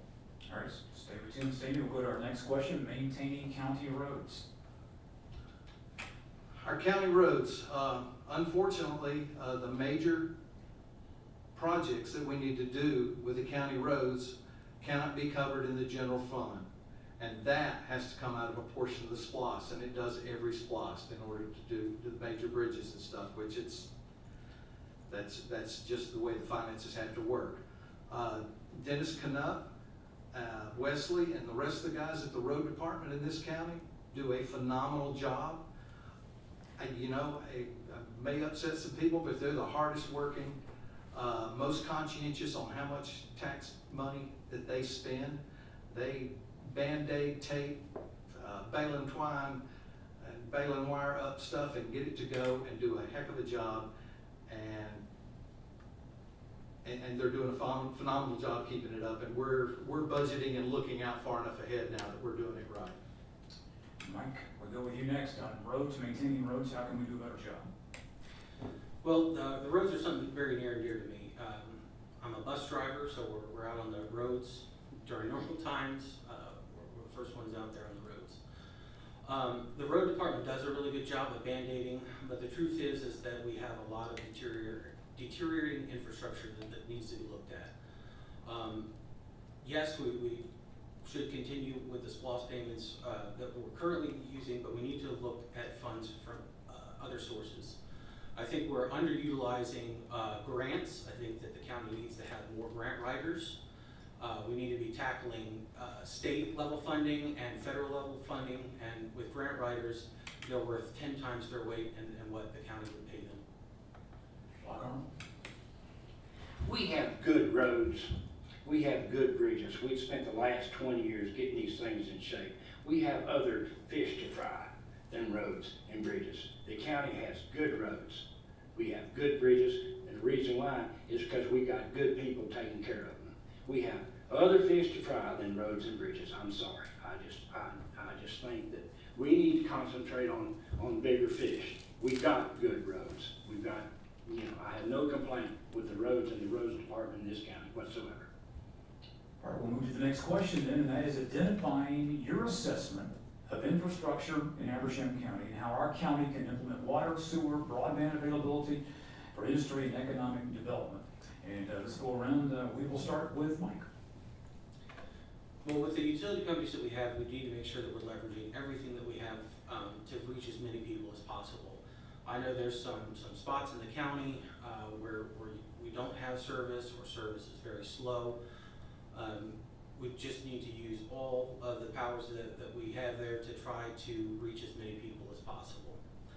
It also goes back to the grant writing. This is something that we need to be working on immediately. I think we need grant writers, more grant writers than we currently have working now. We'll go with you next. Infrastructure, power, water, sewer. I've been in Cornelia, I've been in Clarksville, Alto, Baldwin, Tallulah Falls, Demorest.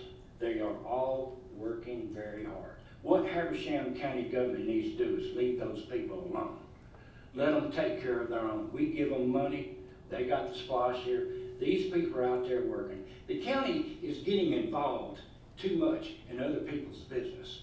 We need to let these people figure it out themselves. They got their own city council. They've got their own leadership. Let these people step up to the plate and do what they need to do. The county needs to mind its own business and take care of what the county's business is, and let these people take care of their own cities, their own infrastructure. Clarkson's done an outstanding job. You want to see a set of sidewalks, you go down to Cornelia, and you ride around Cornelia. They've got an outstanding set of sidewalks. They're working on the infrastructure, the water supply.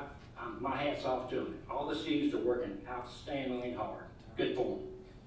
And Tim Stingley, same question as you identify and your assessment of infrastructure. Okay, number one, I'm hitting grants. We do very well at getting grants. We have grant writers. We also outsource to go to grant writing companies who have the professionals. As far as the infrastructure and grants, let's go back to grants real quick. I'm gonna tell you right now, we're not gonna get very many grants from the state for the next couple of years. This COVID virus, let's face it, the state is hurting. They're billions under budget right now. I mean, they're looking at cutting schools a bunch, so I think the county needs to continue to work with the cities. We don't tell them what they're gonna do. We can't tell them what they're gonna do, but we need to work with and support the municipalities and the county to work together to better the infrastructure, especially in the areas that we need to do development. Thank you. Next question, should there be any consolidation of services between the 7 municipalities in the county? And if so, do you have any examples of implementation or how that might look? And we'll start this go around with Tim Stingley. Yes, I think we should. You got to, let's just be honest, you got to work with all the 7 municipalities to do this, and it's going to be like the cat ate the grinding stone, one lick at a time. We have talks going on with Baldwin and possibly Demers as far as our EMS system, EMS and fire systems. We are already using our animal control in the other and some of the other municipalities and providing that. And of course, they're paying us money for it, so that's consolidation. And if you want to save the taxpayers money in a small county like this with 7 municipalities, we're going to have to work together and consolidate them in order to cut some of the higher staff. And anytime you consolidate something that's split up like that, it's going to cut costs. But it's going to take time and bended knees. Same question for Mike Adams. Well, as a county government, you need to make sure that you're checking all the time for redundancies. If there are systems like the 911 system, then absolutely yes. We need to consolidate where we can, but we need to make sure that we're not gimping ourselves in that process for sure. In this case, I think that we would need a committee with experts to go in and check for these redundancies and see where we could save money safely. Because we don't want to put anybody at risk that wouldn't need to be at risk for any sort of loss of service. Thank you very much. Locke, Arnold, your thoughts on consolidation, if any? What keeps this county going is water, power, and sewer. I would like to see the interconnection between all the water lines, because we've got to have water. The power's okay. We can handle the power. We got sewer. But the water the distribution of water is going to be critical in time of a drought. We need to make sure we can connect, transfer, and move water from one source to the other. Have metering valves, have everything where we can pop these puppies on. When somebody needs water, if the system shuts down, we divert these valves, water goes this way to where it needs to go. I'm very concerned about this water situation because it's going to come back and bite us. We need to be able to interlock all the systems together within this county, and if they're not needed, shut them off. But when they are needed, we can transfer water from one city to another in a very quick manner. Since agriculture is the county's largest industry, how can Habersham County ensure that the agricultural operations can continue and they're protected against urban sprawl? That's the next question up. Like Arnold, you get the first go ahead. This is a rural northeast Georgia county. We got mountains, we got, everything is in our way. There's only so much things we can do. In a rural northeast Georgia county, there's not these big, large areas like around 285. We have, it's gonna be a dog-eat-dog world out there for the next few years. But, I say everybody's on their own. You know, if you want a business, if you wanna do something, get out there and make it happen. Don't stand around and wait for something. This is rural northeast Georgia, and that's all there is to it. Tim Steen? In order to protect the farmers of Habersham County, we have a zoning plan that's in process. We have maps divided, and the zoning on it is pretty good. I think it should be looked at and updated regularly.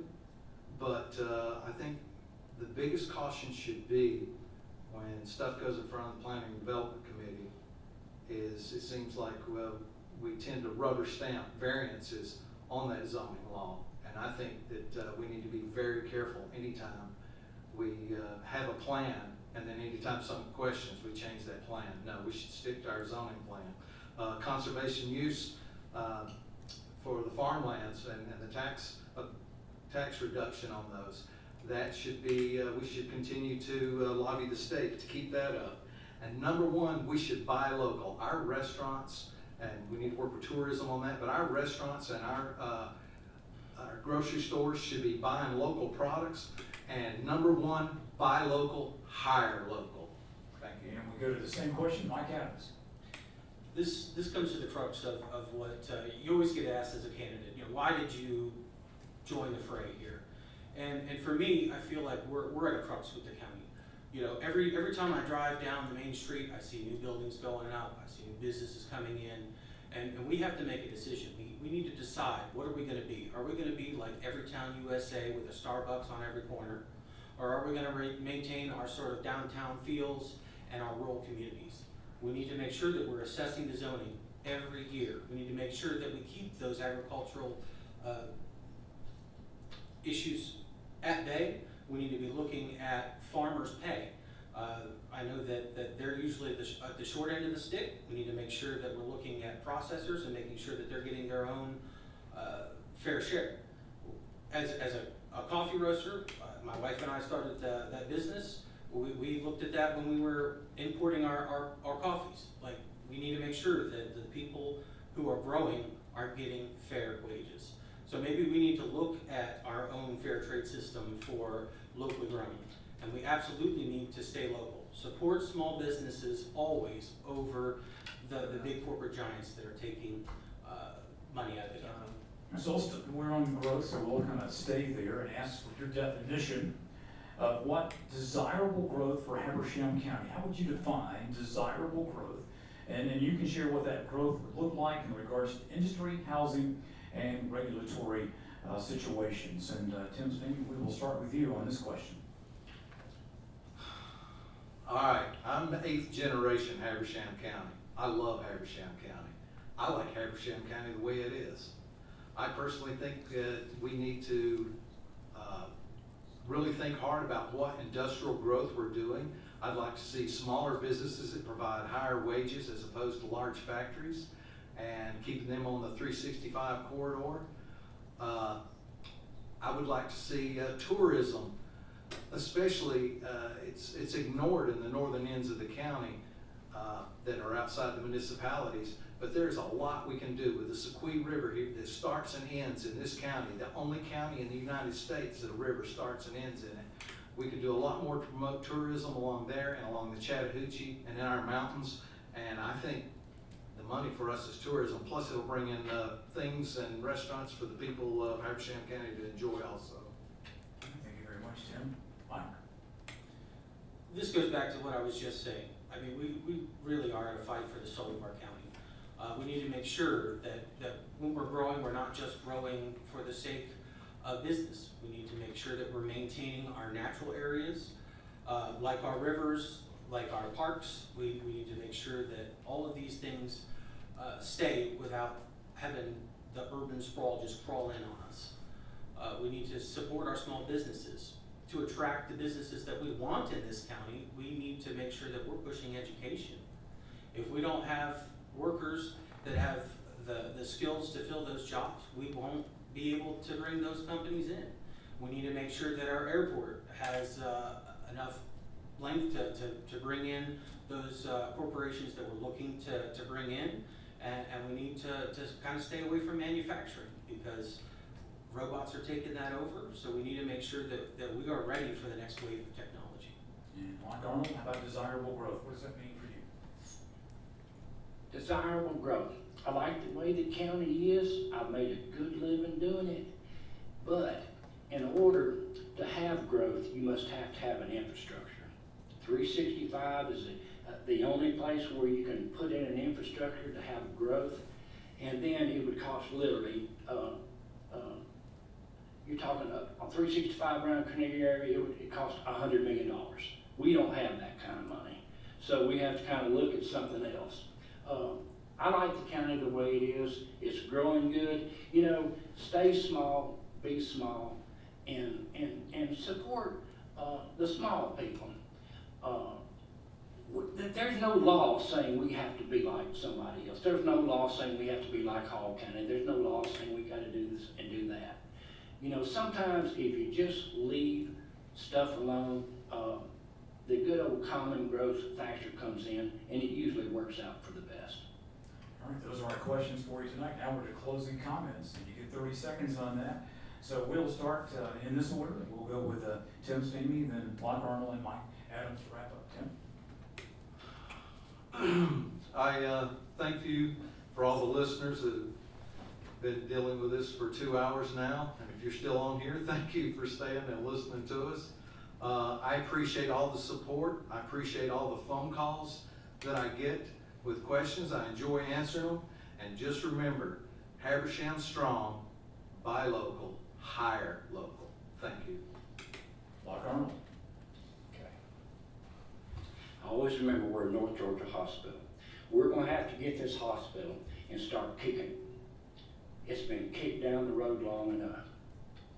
We need to start putting people in place that starts giving solutions instead of asking questions. We cannot keep going this way. We have got to do this. Moving on very quickly. I want everybody to practice social distancing. One thing we do not need to do, people, is wake up a giant. We do not need to wake up a social giant. And our final closing comment from Mike Adams. Like Mr. Arnold said, we're really in trying times and we have no idea what the future holds. This election is really important that we make sure that we have top leadership.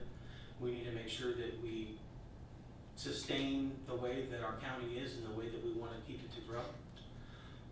We need to make sure that we're being proactive instead of reactive. We need to make sure that we are tapping the greatest minds in our community to make sure that we are on the best path. So again, I'd like to thank everybody for tuning in. I'd like to say God bless the USA and God bless Habersham. Thank you guys. Thank you, gentlemen. We appreciate that. And thank you, listeners, viewers, for being here tonight for the Habersham County Political Forum 2020 presented by Farm Bureau of Habersham County and the Habersham Chamber of Commerce. And don't forget, June 9th will be here before you know it, so please exercise your right to vote. Thank you again for being here. We bid you a nice evening.